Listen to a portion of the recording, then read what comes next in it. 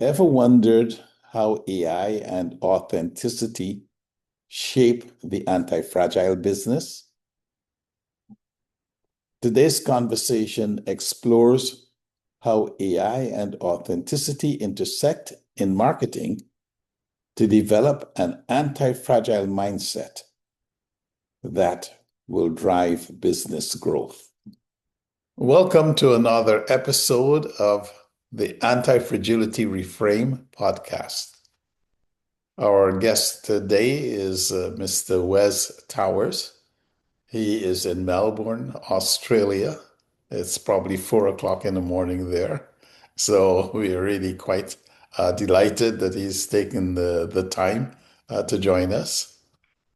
He is an expert in the computer space. He is a web developer, also focuses on developing SEO connections.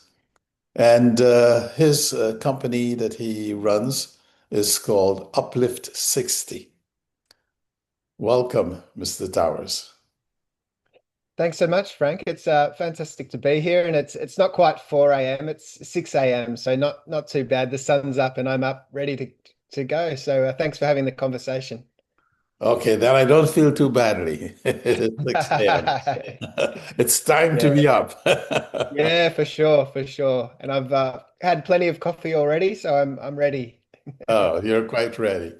Well, as I usually ask our guests, is to give us a little background of your journey, because what we like to do is to try to identify aspects, anecdotes, episodes in your journey where you took a different perspective, where you reframed either for yourself or for your clients, and what was the outcome and what were the lessons learned and how did it make things better? How did it make you stronger?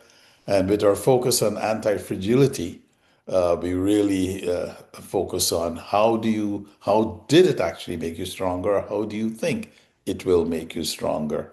The approach that you've taken. So let's hear your Yeah, journey.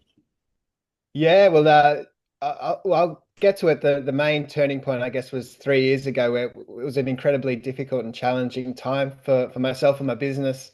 But to tell you a little bit about what I do and where I've come from to that point. So I'm a website designer developer. I do websites and SEO. We're calling it search everywhere optimization, because people don't just use Google to find businesses anymore. They use a whole range of AI platforms and so on. But we can get to that later if you like.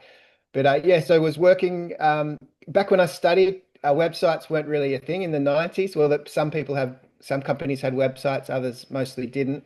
But I got a job in a marketing company, and they won a website development job. And they said, right, you're the young guy, you better figure out how to build this site. So I built that site and became their web person, building websites from there, and eventually started my own business pretty naively because I had no idea about how to run a business, how to do all the practical things. I was always behind the scenes, building websites, never even talking to clients very rarely. So had to learn all those skills on the go, and develop my business understanding. But 3 years ago was the real, I guess, challenging time. I got a business valuation done, and 3 years ago, roughly speaking, was when the AI platforms, it was starting to become evident that they could take over businesses and made businesses incredibly vulnerable. So the business valuation came in a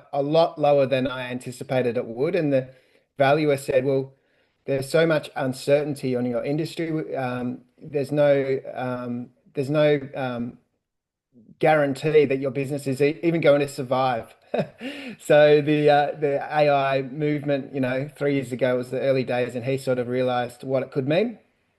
So it was a real wake up call at that time, 3 years ago. A really difficult time for a number of other reasons as well.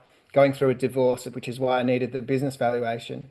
So lots and lots of challenges right at that moment in time, but I decided to um, to to think about, okay, what are the threats from AI and how can I use it to an advantage? So flip the script and make an advantage out of it. So that was one aspect of AI. So I introduced AI into the business to streamline processes, get the same outcomes, but make things more streamlined, help clients with AI marketing, and but also to that was one aspect of it, but to think about the aspects that made me human, the things that really mattered to me, that my values, my humanity. So doubling down and making sure those things remained strong and solid.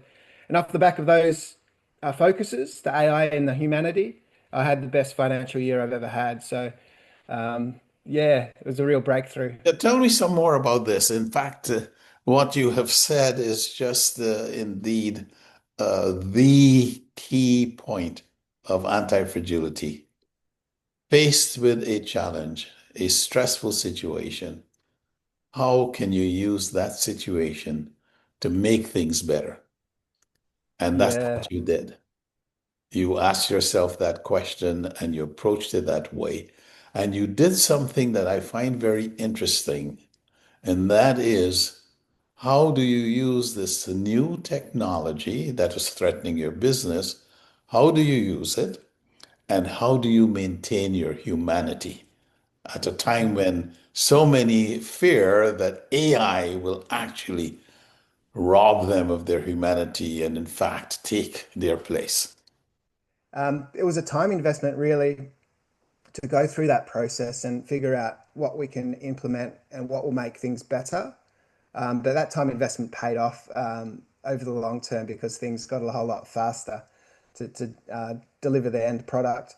So that's the tech AI that we introduced in, but the humanity. I realized it was a lot of soul searching, and I realized my core values. I'm a really relational person. I like people. I like meeting people. I like talking to people. So I just thought, okay, how am I going to amplify that? And so I started my own little networking group, which was more of a social group for business people, just local here. And anything I could do that only I could do that was human interaction. So we do reviews of SEO. So I make a video and it's me talking. So it humanizes the message. So it's not just a whole bunch of data, it's me talking through, explaining my mouse moving around and explaining the data and what it might mean and what we might adjust in the following months and so on. So anything like that, I looked to introduce to make sure the human connection was relevant, but also to amplify the message. So to get on podcasts, I thought, okay, well, what are the things I enjoy? I enjoy talking. Let's look at being a guest on some podcasts and so on. And Yeah, I like the term you use, future purposing yourself. And and as you think about future purposing, how did your team, how did they adapt to this? You know, you presented a challenge the team is now faced with, and you talk about future purposing. AI is the future, but you're going to maintain the humanity in the way you future purpose. How did the team adjust to that? it's always been an industry that's been fast moving. It's always felt like if we stopped today and we waited, a year, things would have moved so far that we would have to relearn everything. But we're in it daily, so it's we're learning on the go. But the last 3 years have been incredible acceleration of tech. I'm fortunate that from the tech perspective, they love it because it's exciting and it keeps things, we don't know what's going to happen tomorrow, but we kind of know what's happening right now and we can implement some of those things. So it's keeping them really excited and engaged. But what it's meant from my perspective is it's freed up a lot of time for me to focus on what I should be doing the most, and that's understanding the clients, speaking to the clients, understanding the brief really well. And so they can do the technical implementation, but I can invest more time on the person to person experience Hmm. because that's where the true value is of what I can do. Otherwise, um, I'm not needed if that human connection and understanding to glean ideas out of a client. And That's the how true how have value. your clients responded now that they're getting more of your time and attention. Yeah, well, I think it's been really positive, and so because everyone realizes, particularly with I mentioned before, search, we called it search engine Yes, optimization, but yes. I'm calling SEO, it we do search. the same here Yeah, in America. Yes. yeah. Mm, Yeah, so search everywhere optimization. So we're helping clients now to show up in ChatGPT or any other AI platforms with the content they're producing. So mhm, explaining some of those transitions. So everybody's getting less traffic through Google because there's mhm, less reason to visit a website. You're getting the answer on within Google itself or the AI platform itself. So there's less reason to visit a website when you're doing research.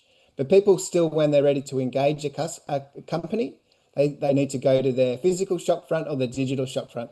So I needed to spend a fair bit of time explaining those transitions to clients and how we're going to change the focus from just Google into the AI platforms so their businesses remain relevant and remain found in the places people are searching now. So it has taken a lot more time for me, but I've had that time available mhm, to support them in that way. So it's been really good because people can get confused why things have changed.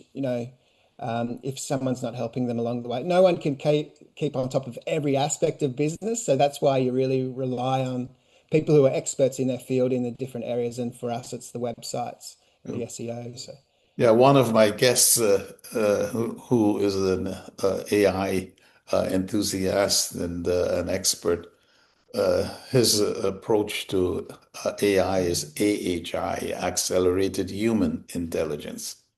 And I love that that. human part, he said, people fail to miss that. It's accelerated human intelligence.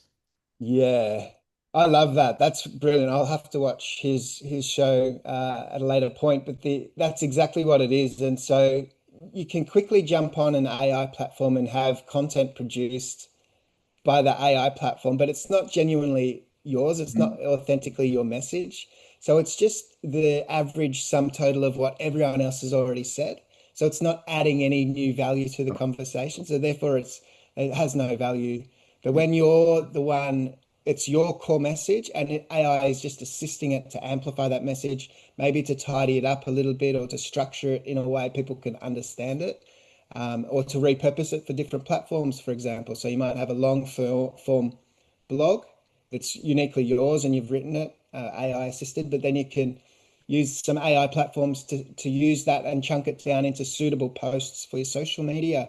So using one piece of valuable content and repurposing it through AI platforms is really effective. We've come to the end of our 15 minutes. So in in one or two sentences, could you share with us in this transition, this leap forward that you have made, what are one or two things that you have learned that have made you and your business stronger? Well, certainly the what I felt was the biggest challenges in my whole life ended up being some of the biggest blessings in disguise, effectively. And I think if I look past on all my life, if there's ever been challenges to work through, they've built me as a person, and now they're building me as a business as well. The business is really a reflection of who I am as the leader. So um, there've been blessings in disguise. They never feel that way, but just to persevere and to move forward, just to not get stuck in the past because it's so easy to get stuck in the past. But to keep moving forward and learning and growing, it keeps life exciting. Thank you very much, Mr. Mr. Towers. We actually talk about the difference between resilience and being anti-fragile. When we're resilient, it helps us to bounce back after stress. Yeah, But true. being anti-fragile, it enables you to bounce forward.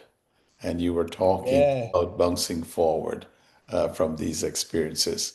Thank you very much for sharing with us your journey and this important reframe that you've made in your business and in your life.